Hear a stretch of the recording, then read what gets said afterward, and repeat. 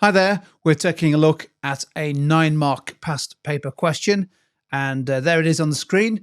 A business decides to increase the price of a product to improve its profit. Analyze how the success of this decision is affected by the product's price elasticity of demand, or PED. 9 marks.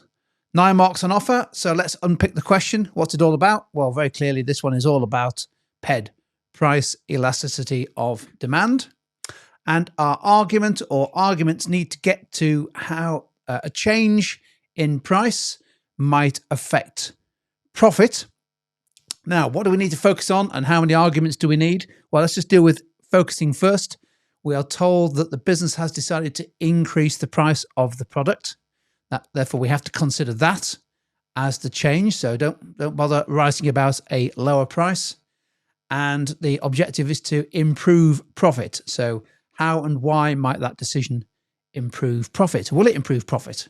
How many arguments do we need? Well, in theory, this is a singular question. Analyze how the success of the decision is affected by PED. However, don't forget, we need to consider two sides of the coin here, don't we? Where the product might be price elastic and also the situation where the product might be price inelastic. So I think you could do it in two ways, either by doing both in one paragraph or by splitting up those two different PEDs into one paragraph each. Okay, well, let's just quickly unpick a little bit more information that we need to think about as we construct our answer. This is a paper 1 9-mark question, so usually we don't get given a specific case study. However, we are given a situation. In this case, the context is the business wanting to improve profit by increasing the price. We don't know what the product is.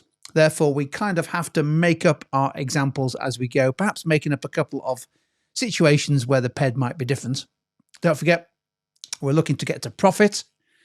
So if the product has a PED of greater than minus 1.0, that means that quantity demanded is highly responsive in response to a change in demand.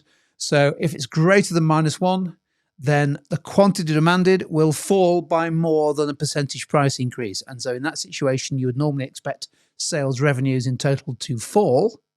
And therefore, that might reduce profit. But of course, it depends on what happens to the costs of producing that product.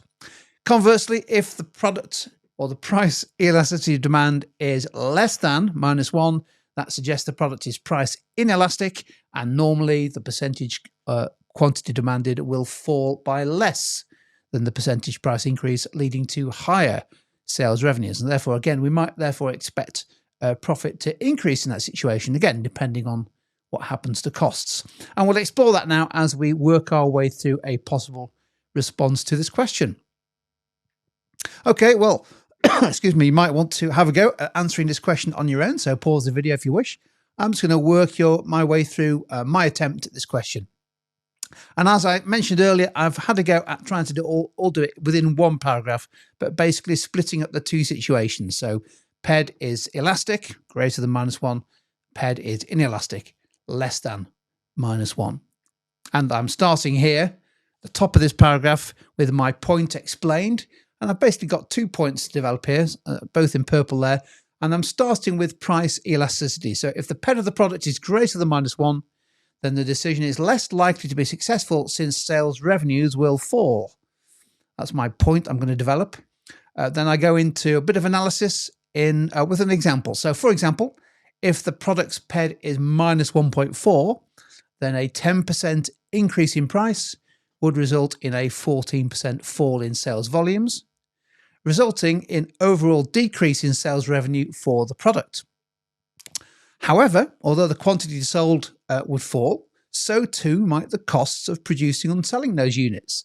So the profit margin on each unit should increase.